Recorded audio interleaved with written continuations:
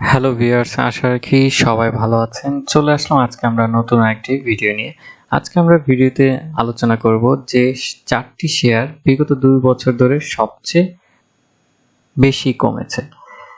সেই শেয়ারগুলো নিয়ে আপনাদের সামনে তুলে ধরার চেষ্টা করব। আশা করি এই 4টি শেয়ার সম্বন্ধে জানতে আপনারা আমার সাথেই থাকবেন এবং আশা করি শেয়ার বাজারে বিনিয়োগ করার আগে জেনে বুঝে বিনিয়োগ করবেন এবং এখানে কোনো ধরনের বাই সেল নির্দেশনা দেওয়া হচ্ছে না। প্রথমে যদি আমি বলি, আপনাদের সবার অবশ্যই জানান, সেটি হচ্ছে ব্যাট বিসি যদি আমরা খেয়াল করি বিগত 2 বছরের মধ্যে তাদের সর্বনিম্ন বর্তমানে অবস্থান চলছে, যেটি বর্তমান রেট 539 টাকা।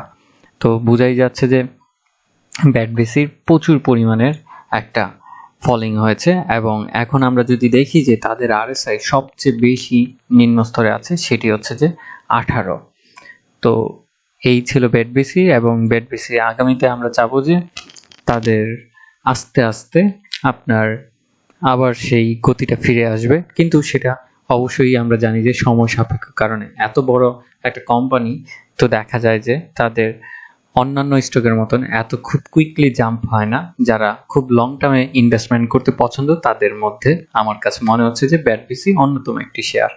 এরপরেই যদি আমরা আসি তাহলে হচ্ছে যে ডেল্টা ব্রাক হাউজিং, এই কোম্পানিটি তারা বিশেষভাবে হচ্ছে যে বাড়িতে ফাইন্যান্স করে থাকে যারা হাউজিংয়ে, কিন্তু আমার কাছে যেটি দেখা যাচ্ছে যে করোনার পরে হচ্ছে যে হাউজিংয়ের কাজগুলো কমে গিয়েছে।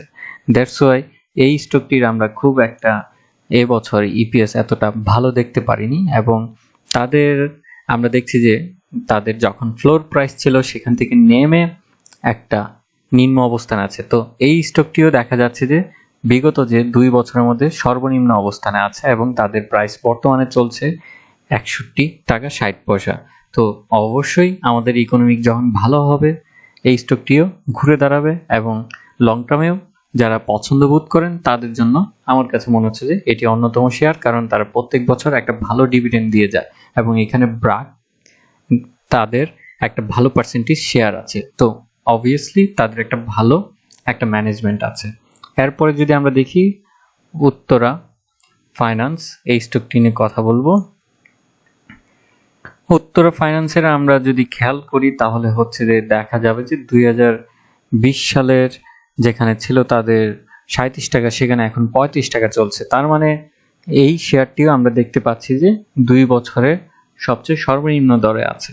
তো এই উত্তরার পিছনে কিছু কারণ আছে। তাদের কন্টিনিউস আমরা দেখতে পাই যে তাদের যে প্রফিট আগের প্রিভিয়াস করোনার আগে যেরকম পারফরমেন্স ছিল সেটা অনেকটা কমে যায়। তো দ্যাটস ওয়াই তাদের এই ফলিংটা হয়।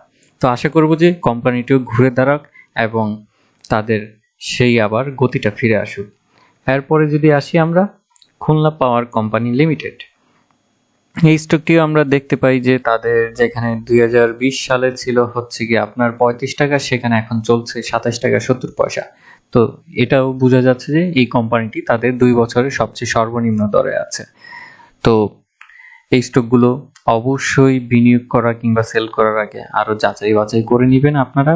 আমি জাস্ট তথ্যগুলো দেওয়ার জন্যই আপনাদের সামনে তুলে ধরা, এবং আপনারা সবাই জানেন যে শেয়ার বাজার ঝুঁকিপূর্ণ জায়গা, তাই জেনে বুঝে তার বাদে বিনিয়োগ করবেন। এবং আমি আবারও বলছি যে এখানে কোনো ধরনের বাই সেল নির্দেশনা দেওয়া হচ্ছে না, শুধু আপনাদের সাজাতে আমি কিছু তথ্যগুলো তুলে ধরি। তো আজকে এতটুকুই। ভালো থাকুন, সুস্থ থাকুন এবং এ বাজারে জেনে বুঝে তার বাদে বিনিয়োগ করুন। ধন্যবাদ।